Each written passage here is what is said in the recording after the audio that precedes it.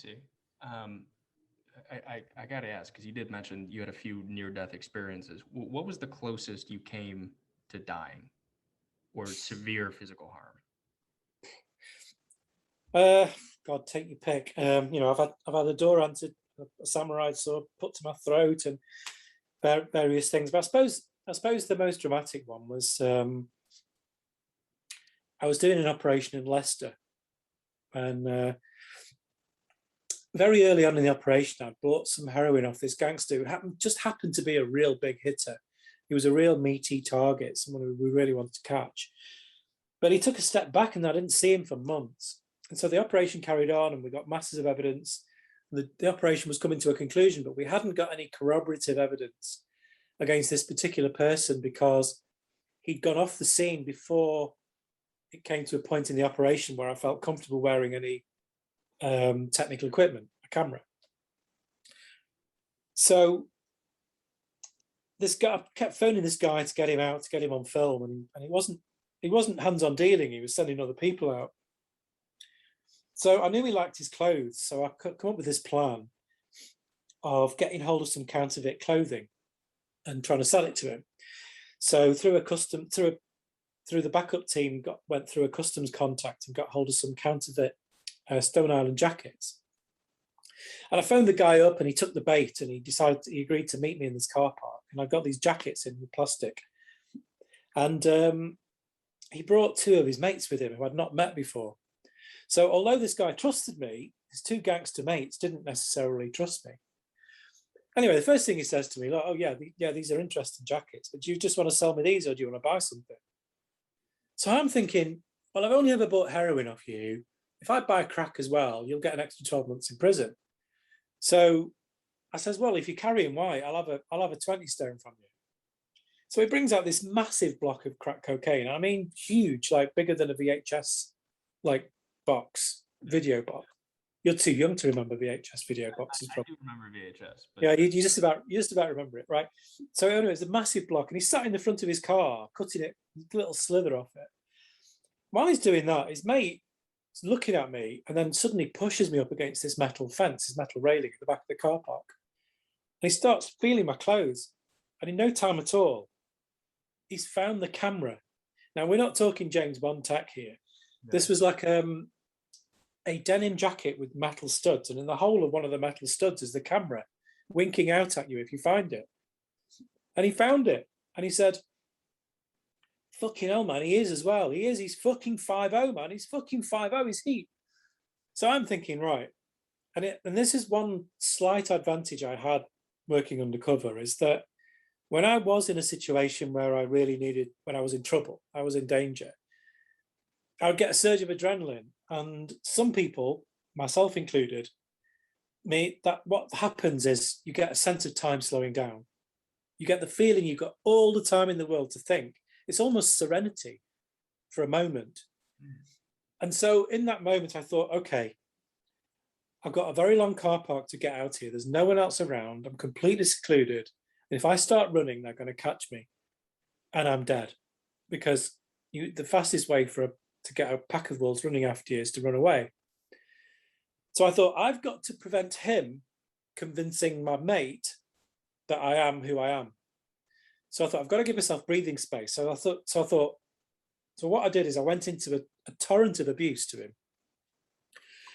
And I thought, I can't let him get a word in edgeways, because if I give him the space to speak, it gives him the chance to convince him of what he's found. So I just launched at him and said, you're fucking picking at my clothes. What the fuck are you doing? What are you doing picking at my fucking clothes? It's not even my fucking jacket. This belongs to Jackie. I picked it up off the back of the fucking chair this morning. It doesn't even belong to me. So I don't know what the fuck you're fucking on about, and I don't know what you're doing fucking about. And as I'm doing this, I'm taking the jacket from his mate, from the third one, and slowly folding it, putting it into this plastic, and then picking up the other ones from the floor. And I start walking really, really slowly. And I just kept up this torrent of abuse, repeating it. And he's just completely stunned. He wasn't expecting this. He was like, but. So I just carried on walking and giving this abuse and shouting like a madman as I'm walking across this car park. Then I'm starting to think, oh, I might just make it. I might just live this day, because I knew the caliber of people these were. Anyway, I suddenly hear footsteps running behind me, and I thought, oh God, I've got halfway. I'm thinking maybe if I turn around and get one punch into one of them, and then sprint to the exit, I might just get at least within sight of some other people. Anyway, it's the guy I know who's cut up the crack, and he comes up to me. He says, "Hey, mate, don't you want your ting?" And I'm thinking to myself, "You want to sell me crack now?" And he says, "Don't mind my mate. He's a dickhead." And I says, "Yeah, he is a dickhead, and he's picking at my fucking clothes. I don't know what he's fucking doing." And this time, I'm getting the 20 quid out of my pocket and hand it over, and he gives me the crack, which he's wrapped in a little bit of cling film, and I shove it in my little key pocket in my jeans. And all the time I'm doing this, his mate is stood by the car, literally screaming at him, saying, "For fuck's sake, man, he's 5'0".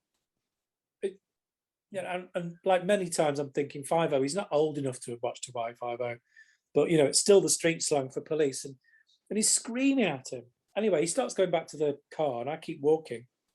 But then suddenly I hear a screech. The tires take off as he's revving the engine and flying across the car park towards me.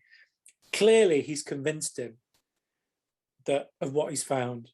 And the car comes after me. So then I just start running. And I get to the exit the car park and turn left and start running along the pavement. The car turns a round corner and came up the pavement, driving after me along the pavement. So I sprinted. Now, where this is like, it's the inner ring road of Leicester. So it's a dual carriageway leading to a roundabout where to the left of the roundabout, I could quite quickly get to a pedestrian area. The car park had been secluded, but actually I wasn't that far away from other people. Anyway, they drive up the pavement after me, and I sprint, and there's a barrier protecting the pavement from the roundabout. And I just managed to get to that barrier where the car won't fit. So the car screeches to a halt. And glancing behind, I reckon they must have been no more than 2 meters away from me. And they were quite clearly trying to run me down. Yeah. So then they bumped off the pavement onto the road, went round the roundabout once. And by the time they'd come round the roundabout to have another look at me, I was already quite a way towards the pedestrian area of the city centre. So anyway, I went back to the safe location to debrief, and